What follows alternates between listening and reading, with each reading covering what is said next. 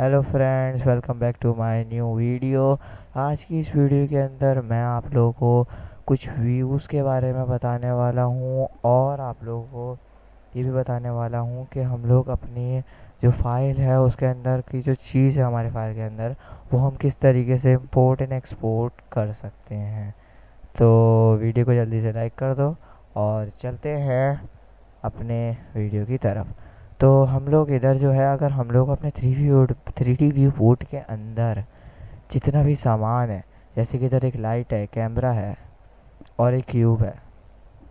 तो सबसे पहले बाद में समझाता हूँ ये। पहले सबसे पहले तो आप लोग Ctrl+S दबा के एक न्यू फाइल बना लेनी है। जैसा मैंने आप लोगों को बताया था, डेस्कटॉप पे क्लिक करना, इधर आके राइट क्लिक करना एंड न्यू फोल्डर पे क्लिक करना। अब इसका नाम जैसे कि मैं रख देता हूँ, इसका नाम मैंने रख दिया एग्जाम्पल। नाम मैंने इसका एग्जांपल रख दिया एंड इस पर क्लिक करके एंटर करके इस पर क्लिक करा फिर, और इधर भी हमने इसका नाम एग्जांपल रख दिया। एंटर दबाया, देन फिर सेव ब्लेंड फाइल पे क्लिक कर दिया। तो अब मैं आप लोगों को बताता हूँ कि किस तरीके से आप लोग जो आपके थ्री डी व्यू बोर्ड के अंदर जितना भी सामान है वो सब आप किस तरीके से सेलेक्ट कर सकते हो। तो उसका एक शॉर्टकट की है, सब आप राइट कर लेना अपने पास। आप लोग अपने कीबोर्ड से ए दबाओगे तो ये सेलेक्ट ऑल हो जाएगा। आपके थ्री डी व्यू पोर्ट के अंदर जितनी भी चीज़ें होंगी, जैसे कि अभी 3 है, अब अगर 3 या 30 भी होंगी ना तो वो सेलेक्ट हो जाएंगी। एंड सिंपल सी शॉर्ट की है, ए दबाना है।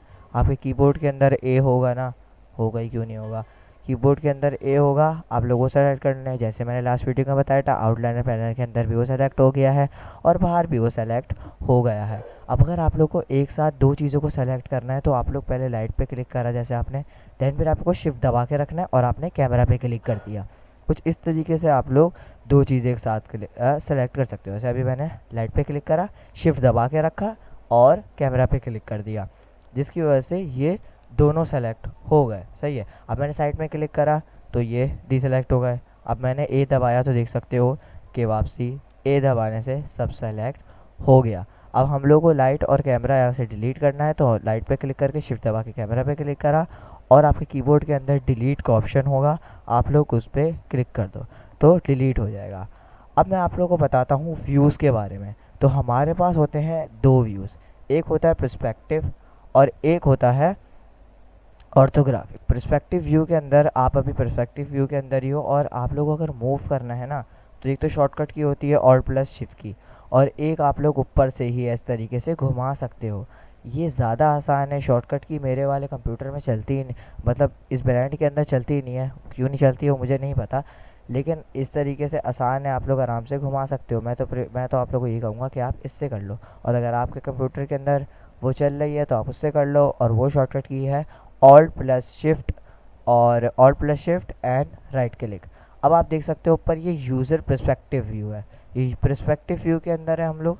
पर्सपेक्टिव व्यू के अंदर आप लोग जो है उस ऊपर से पकड़ के आप लोग जिस तरीके से चाहो उस तरीके से मूव कर सकते हो। जिस तरीके का आप लोग जब एनिमेशन करोगे तो उस वक्त आप लोग को जहाँ से देखना है, जहाँ से सही नज़र आ रहा है वहाँ से आप लोग कर सकते हो। अब ऑर्थोग्राफिक व्यू के अंदर क्या होता है, अगर हम एक साइड को डिज़ाइन कर रहे हैं ना तो उस एक साइड का हम लोग को चाहिए होता है, एक साइड हम लोग को देखनी है सिर्फ, और साइड से फिर हम लोग को परेशानी हो रही है।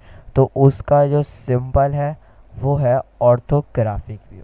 अभी हम पर्सपेक्टिव व्यू के अंदर हैं एंड जो अपना दूसरा है वो है ऑर्थोग्राफिक व्यू। आप ऑर्थोग्राफिक व्यू के अंदर किस तरीके से जाना है, आप लोग का कंप्यूटर के साइड के अंदर एक और बहुत सारे साइट के अंदर होंगे नम पैड, नम वाली वो होगी आपके पास, पैड होगा पूरा कीपैड जिसके अंदर लिखी होंगी वो चीज़। तो इसके अंदर आप लोगों को ऑर्थोग्राफिक व्यू के अंदर जाने के लिए अगर आप 1 पे क्लिक करोगे, नमपैड 1 पे, तो आप फ्रंट ऑर्थोग्राफिक व्यू में आ जाओगे। 7 पे क्लिक करोगे तो आप टॉप ऑर्थोग्राफिक व्यू में आ जाओगे, जिस तरीके से आप लोग देख रहे हो। सही है। अब अगर हम लोग 3 पे क्लिक करते हैं तो हम राइट ऑर्थोग्राफिक व्यू में आ जाएंगे, मतलब कि टॉप फ्रंट और राइट ऑर्थोग्राफिक व्यू जो है हम लोग ये दिखा रहा है। अब अगर आप Ctrl+3 दबाओगे तो आप लेफ़्ट ऑर्थोग्राफिक व्यू में आ जाओगे। सही है। तो मतलब आप लोग आपका जो ये है ये आपको लेफ़्ट साइड से नज़र आ रहा है। अब मैंने आपको फ्रंट ऑर्थोग्राफिक व्यू बता दिया, numpad 1, top orthographic view 7, numpad 7, और side right orthographic view number 3 और लेफ़्ट ऑर्थोग्राफिक व्यू Ctrl+3। अब अगर आप देखो यहाँ से मैं जैसे ही इसको हिलाऊंगा तो यूज़र पर्सपेक्टिव हो गया, पहले वो ऑर्थोग्राफिक था। अब अगर मैं 1 पे क्लिक करूँ तो देख सकते हो ऑर्थोग्राफिक व्यू में आ गया। अब मैंने आपको सारे तो बता दिए, लेकिन बचा बॉटम का। अब बॉटम के लिए आप लोगों को क्या क्लिक करना है, Ctrl+7। तो देख सकते हो आप बॉटम व्यू पे आ गए हो, जो कि क्यूब का नीचे वाली साइड होती है। तो आप लोगों को सारे व्यू समझ आ गए होंगे। मैंने आप लोगों को बताया फ्रंट ऑर्थोग्राफिक व्यू का है नंबर 1, राइट ऑर्थोग्राफिक व्यू का है नंबर 3, और टॉप ऑर्थोग्राफिक व्यू का है नंबर 7, लेफ्ट ऑर्थोग्राफिक व्यू का है Ctrl+3, और बॉटम ऑर्थोग्राफिक व्यू का है Ctrl+7। ये सब आप अपने पास लिख लो और याद भी कर लो, ताकि आगे जाके आप लोगों को परेशानी ना हो।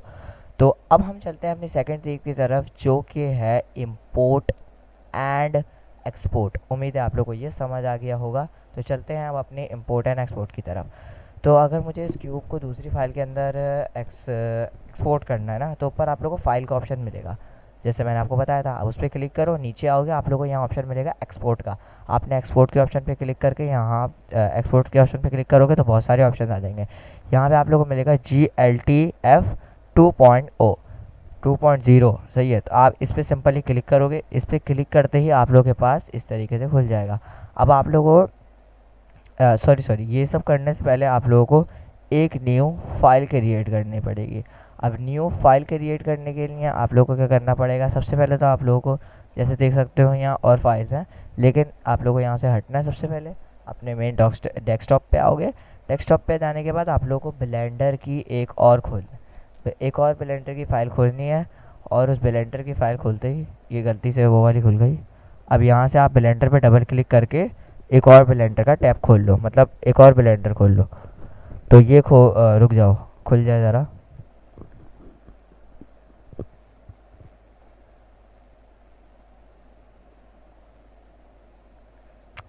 तो ये खुल गया। फर्स्ट इंटरफेस आया, जनरल पे हमने क्लिक करा। यहाँ से हम लोगों ने शिफ्ट ए दबा के सेलेक्ट ऑल करके डिलीट पे क्लिक कर दिया। अब यहाँ से हम Ctrl+S दबा के डेस्कटॉप पे क्लिक करा और इधर आके लेफ़्ट क्लिक करा और यहाँ पे नाम रख दिया example2। और फिर इसको ओपन करके यहाँ नीचे भी हम लोगों को यही लिख देना है example2 लिखने के बाद हम लोगों को एंटर पे क्लिक करना है और एंटर पे क्लिक करके सेव ब्लेंड फाइल पे क्लिक कर देना है। तो हमारी एक और फाइल बन गई। अब हम लोग यहाँ से हट जाएंगे, सही है। यहाँ से हटने के बाद हम लोग वापसी अपनी पुरानी वाली फाइल पे आएंगे और डेस्कटॉप पे क्लिक करेंगे तो हमारे पास example2 वाली फाइल आएगी। example2 वाली फाइल पे क्लिक करके एक्सपोर्ट GLTF 2.0 पे आप लोग यहाँ पे क्लिक कर सकते हो। देख लो साइड में ऑप्शन आ रहा है, आप लोग इस पर क्लिक करोगे। इस पर क्लिक करते ही आप लोग को करना है, ये जो अपनी फाइल है, ये जो मतलब आपका पहला वाला ब्लेंडर है, आप लोग इसको ऑफ़ कर देना। इसको आप लोग बंद कर दोगे। इसको बंद करने के बाद फिर आप लोगों को क्या करना है, इधर आप लोग देख सकते हो दोनों फाइल बन रही हैं, एग्जाम्पल की और example2 की भी। तो example2 वाली फ़ाइल आप लोग को खोलनी है। example2 वाली फ़ाइल पे आप डबल क्लिक करोगे तो ऐसा इंटरफेस आ जाएगा। देन फिर यहाँ से जिस पे ब्लेंडर का लोगो बना हुआ है ना, वो वाली आपको खोलनी है, सही है। इस पर आप डबल क्लिक करोगे तो आपका ब्लेंडर की जो फाइल है example2 वाली वो खुलेगी। अभी थोड़ा सा टाइम लगेगी, तो देख सकते हो खुल गई है। अब हम लोगों को क्या करना है, यहाँ पे वो इंपोर्ट करना है। तो फाइल पे क्लिक करके एक्सपोर्ट की जगह इंपोर्ट पे क्लिक करके GLTF 2.0 पे क्लिक करेंगे और यहाँ से फिर हम डेस्कटॉप पे आके example2 वाली फाइल पे क्लिक करेंगे और इधर हम लोगों को मिल गया example2 GLTF। इस पर आप डबल क्लिक करोगे तो देख सकते हो आपका क्यूब दूसरी फाइल के अंदर इंपोर्ट हो चुका है। उम्मीद है कि आप लोगों को सब कुछ समझ आ गया होगा सही तरीके से। मैंने क्या समझाया, व्यूज़ के बारे में बताया आप लोगों को और इंपोर्ट एंड एक्सपोर्ट किस तरीके से कर सकते हैं ये भी बताया। तो मेरे चैनल को सब्सक्राइब कर दीजिए ताकि आप लोग आगे की वीडियो मिल सके। मिलते हैं नई वीडियो के साथ, एक नए टॉपिक के साथ। तब तक के लिए हैं अल्लाह हाफिज़। उम्मीद है आप लोगों को सब समझ आ गया होगा भाई। कुछ नहीं समझ आया तो आप लोग कमेंट में ज़रूर बताना, बिकॉज़ आपको समझाने ही काम है मेरा।